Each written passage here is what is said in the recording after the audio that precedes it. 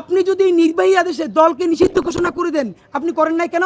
আপনি বিভিন্ন এম্বাসির সাথে বসছেন, তারা আপনাকে প্রেশার দিছে, আপনি গাবা চাইছেন। জুলাই ঘোষণাপত্র না দিয়া আগামী ৩৬শে জুলাইয়ের মধ্যে আপনারা যদি এটার উদ্যোগ সম্পন্ন না করেন, তাহলে ৩৬ জুলাই আপনার কিন্তু কঠিন অবস্থা হবে। কারণ ইনকিলাব মঞ্চ ঘোষণা করেছে ৩৬শে জুলাই আমরা হাজারো শহীদ পরিবার এবং আহত ভাইদেরকে নিয়ে সচিবালয় ঘেরাও করব। আমরা আমাদের কর্মসূচি প্রত্যাহার করি নাই। আমরা আগামীকালকে আগে পরিপত্র জারি হয় কিনা, সেই পরিপত্রের শব্দ কি, ভাষা কি, সেইটা দেখার জন্য অপেক্ষা করতেছি। নাম্বার 2, 30 কার্য দিবস চাইছেন, হেল্প করতেছি, দেখি কি অবস্থা হয়। জুলাই ঘোষণাপত্র করার জন্য এনসিপিকে দায়িত্ব দিলে হবে না। আমি বিএনপি করি না, জামাত করি, এইটা কোনো কথা না। জাতীয় ঐক্য কমিশনের জন্য বৃহত্তর ঐক্য লাগবে আমাদের। এইটা সরকারের নিজের দায়িত্ব নিতে হবে। ডক্টর ইউনূসকে জুলাই ঘোষণাপত্রের জন্য বিএনপি, জামাত, এনসিপি থেকে শুরু করে সকল দলকে বসতে হবে। এরপরে সেখানে জুলাই ঘোষণাপত্র তৈরি করতে হবে। আপনাদের মাধ্যমে জানাতে চাই, এই সরকার অত্যন্ত টেকনিক্যাল কারণে, আমরা এটুকুন বুঝি, সে দল নিষিদ্ধ না করে কার্যক্রম নিষিদ্ধ করেছে। এবার আপনার কাজ, আপনি আদালতকে দিয়ে অ্যাক্টিভ করান।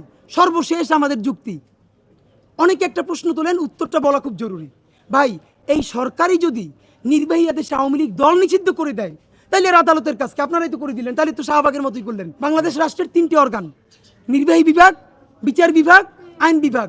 আপনারা সবাই জানেন নির্বাহী বিভাগ এবং আইন বিভাগ এই দুইটি হলো সরকার। বাংলাদেশের আইন মোতাবেক বাংলাদেশের কিন্তু বিচার বিভাগ স্বাধীন। আপনি যদি নির্বাহী আদেশে দলকে নিষিদ্ধ ঘোষণা করে দেন, আপনি করেন নাই কেন? আপনি বিভিন্ন এম্বাসির সাথে বসছেন, তারা আপনাকে প্রেশার দিছে, আপনি গাবা চাইছেন। আপনি নির্বাহী আদেশে আওয়ামী লীগের দল যদি নিষিদ্ধ ঘোষণা করেন, কার্যক্রম না করে, কোনো সমস্যা নেই। কেন নাই? আদালতে যখন যাবে, আদালত তো আইন অনুযায়ী পুরো স্বাধীন। নির্বাহী বিভাগে যেই আদেশ হয়েছে সেটা মান্য করা আদালতের 1% কোনো বাধ্যবাধকতা নাই। এমনকি সরকার আইন যদি নির্বাহী বিভাগে যদি আওয়ামী লীগকে নিষেধ করে, আর আদালত যদি মনে করে না নিষেধ করা যায় না, তাহলে আদালতের এখতিয়ার আছে সেই নিষেধাজ্ঞাকে প্রত্যাহার করার। তাহলে আইন মোতাবেক যেহেতু বাংলাদেশের বিচার বিভাগ স্বাধীন, তাহলে এই কথা কেন বলেন যে নির্বাহী বিভাগ যদি বিচারই করে দেয়, নিষিদ্ধই করে দেয়, তাহলে আপনারাই তো বিচার করে দিলেন, আদালতের কাজ কি? না, আদালত স্বাধীন সত্তা, আদালতের বিচার আদালত করবে, নির্বাহী বিভাগের কাজ নির্বাহী বিভাগ করবে। আমরা কি পারি না? আমাদের ব্যর্থতা কি জানেন? এই যেই দলটা ঐতিহ্যবাহী মুক্তিযুদ্ধের চেতনা, এই হাবিজাবি বইলা কতগুলো গণহত্যা চালাইছে, সেইটাকে নির্বাহী আদেশে সেই দলটাকে বাংলাদেশে নিষিদ্ধ করা হয়েছে। এইটা আগামী 1000 বছরের বাংলাদেশের জন্য বিজয় হইতে পারত।